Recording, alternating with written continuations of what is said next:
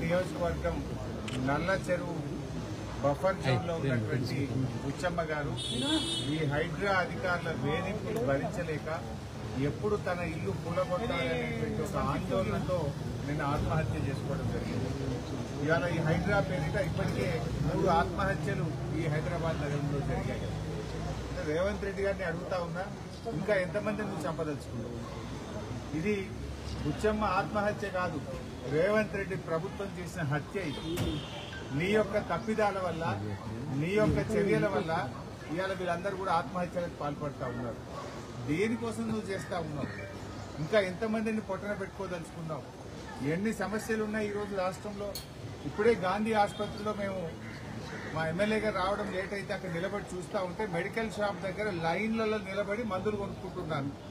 అంటే గాంధీ లాంటి ఆసుపత్రిలో కనీసం పేద ప్రజలకు మందులు లేవు. పారాసిటమాల్ కానీ, కడుపులో గ్యాస్ వస్తే ఇవ్వాల్సినటువంటి మందులు కానీ, సిరప్లు కానీ, చిన్న చిన్న మందులు కూడా లేక అన్ని బయటకు రాస్తుంటే మెడికల్ షాపుల్లో మందులు కొనుక్కుంటున్నారు.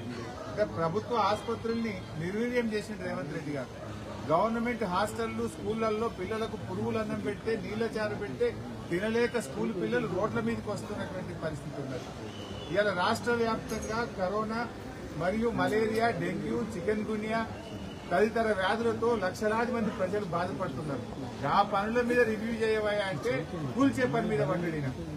నువ్వు కట్టే పని చేయి, హైదరాబాద్ నిలబెట్టే ప్రయత్నం చేయి, కానీ ఈ పిచ్చి ప్రయత్నాలు మానుకో, కూల్చివేతలు మానుకో, పేద ప్రజల ఉసురు పోసుకోవద్దని రేవంత్ రెడ్డి ప్రభుత్వాన్ని హెచ్చరిస్తున్నాం. వెంటనే అన్ని పార్టీల అఖిలపక్ష సమావేశాన్ని పిలవండి. హైదరాబాద్ జీహెచ్ఎంసీ పరిధిలో ఎమ్మెల్యేలతో సమావేశం పెట్టండి. వాళ్ళందరి అభిప్రాయాలు తీసుకోండి. ఎవరిచ్చిన అనుమతులు? నీ కాంగ్రెస్ ప్రభుత్వ హయాంలో, గత తెలుగుదేశం ప్రభుత్వ హయాంలోనే వాళ్ళ ప్లాట్లు రిజిస్ట్రేషన్లు అయినాయి.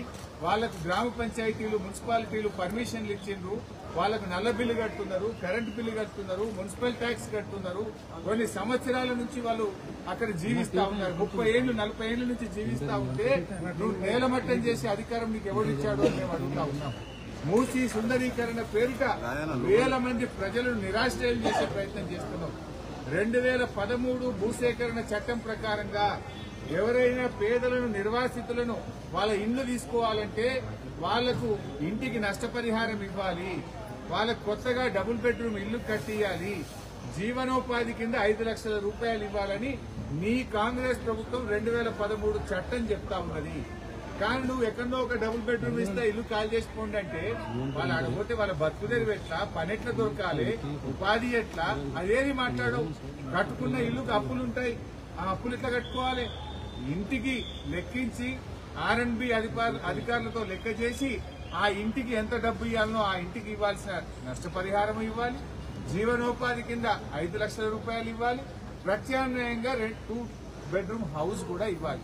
ఇవన్నీ చేసిన తర్వాత వాళ్ళని కన్విన్స్ చేసి ఒప్పించి చేయాలి తప్ప ఈ బెదిరింపులు, శనివారం రాగానే కోర్టుకు సెలవు కనుక శనివారం ఆదివారం నువ్వు కూలగొట్టేటువంటి ప్రయత్నం చేయడం ఇది మూర్ఖత్వం.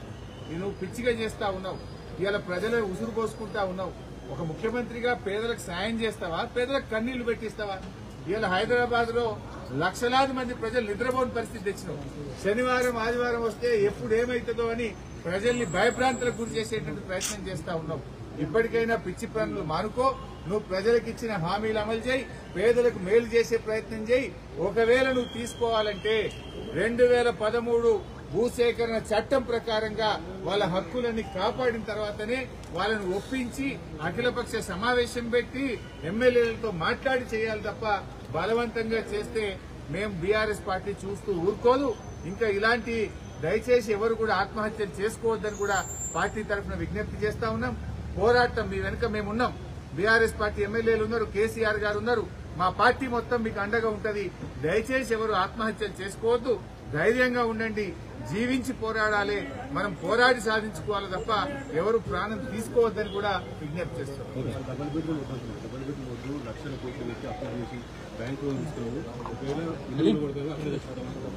మేము బీఆర్ఎస్ పార్టీ చెప్పేది కూడా నువ్వు ఉన్న దాంట్లో మూసీ సుందరీకరణ చేయి తప్ప పేద ప్రజల కన్నీళ్లు పెట్టించడు. నువ్వు మూసీలో బారిచ్చేది ఏంది? నీళ్లు బారిస్తావా? ఈ పేదల కన్నీళ్లు బారిస్తావా? ఈ పేదల రక్తాన్ని బారించాలనుకుంటున్నావా? నువ్వు ఏం చేయాలనుకుంటున్నావు అసలు? ఎవరి కోసం? నువ్వు అనవసరంగా, ఎందుకంటే కొన్ని 30-40 ఏళ్లు దశాబ్దాల తరబడి వాళ్ళు అక్కడ జీవిస్తా ఉన్నారు. వాళ్ళని ఒక రోజులో నువ్వు తీసేస్తే నీకు ఎట్లయితుంది? పొద్దున్న లేస్తే వాళ్ళ పిల్లలు ఆడ చదువుకుంటారు, వాళ్ళ కుటుంబం భార్య ఒక దగ్గర పనిచేస్తుంది, భర్త ఒక దగ్గర పనిచేస్తుంది. నువ్వెక్కడో డబుల్ బెడ్రూమ్ ఇచ్చి పొమ్మంటే ఆడ పని దొరుకుతుందా? పిల్లలేం కావాలి, పనేం కావాలి, ఉపాధి ఏం కావాలి, బతుకు తెరువు ఏం కావాలి? ఇది ఒక మూర్ఖుల తుగ్లక్ చర్య. రేవంత్ రెడ్డి చేస్తున్న ఒక తుగ్లక్ పని. అనాలోచితంగా ప్రజల వేధింపులకు గురి చేస్తూ ఇవాళ బుచ్చమ్మ హత్యకు రేవంత్ రెడ్డే కారణం. ఇవాళ నిజంగా పోలీసులు ఇవాళ హైడ్రా మీద పోలీస్ కేసు నమోదు చేయాలి. ఇవాళ రంగనాథ్ పేదోళ్ళనేమో రాత్రి పోయి కూలగొట్టుండు. మరి రేవంత్ రెడ్డి తమ్ముడు బడా పెద్దవాళ్లకుంటే నెల రోజుల నోటీస్ ఇచ్చినావు కదా. నెల రోజులు నోటీస్ ప్రభుత్వ లీడరే, గవర్నమెంట్ లీడర్ పోయి హైకోర్టులో ఏం చెప్పిండు? మేము ఇప్పుడేం కూలగొట్టాం, మొత్తం ఎఫ్టీఎల్ నిర్ధారణ అయినాకనే కూలగొట్టామని రేవంత్ రెడ్డి పిటిషన్ వేయించాడు తమ్ముని విషయంలో. మరి పేదోళ్లకు ఎందుకో చెప్పవు? పేదోళ్లకు ఎందుకో ఎఫ్టీఎల్ నిర్ధారణ చేయవు? పేదోళ్లకు ఎందుకో నోటీస్ ఇయ్యవు? పేదోళ్లకో న్యాయం, పెద్దోళ్లకో న్యాయమా? ఈ పేదవాళ్లు నోరు లేని వాళ్లను, వాళ్ళు పేదవాళ్లను కోర్టులకు పోయి వాళ్ళు హైకోర్టులో అడ్వకేట్లను పెట్టుకోలేరనో కదా ఈ పేదల గొంతు నొక్కే ప్రయత్నం చేస్తున్నావు. పేదలకేమో రాత్రి కూలగొడుతున్నావు, ఏ నోటీసు లేదు. కానీ రేవంత్ రెడ్డి తమ్మునికి బడా బాబులకు నోటీసులు ఇచ్చి స్టేలు తెచ్చుకోమని ప్రభుత్వమే కోర్టులో అఫిడవిట్ వేసింది. ఏమని వేసింది? మేము కూలగొట్టాం, మొత్తం ఎఫ్టీఎల్ నిర్ధారించిన తర్వాతనే కూలగొట్టాం అంటే అప్పటిదాకా స్టే అని హైకోర్టు ఇచ్చింది. మరి అన్ని చెరువులకు కూడా ఎఫ్టీఎల్ నిర్ధారణ చేయాలి కదా. మరి గతంలో ఎవరెవరైతే వీటికి పర్మిషన్లు ఇచ్చిండ్రో దాని మీద చర్య తీసుకోవాలి కదా. ఇప్పటికైనా ఈ పిచ్చి ప్రయత్నాలు మానుకోవాలని హితోపలుకుతారు. కొంచెం ఏమైంది?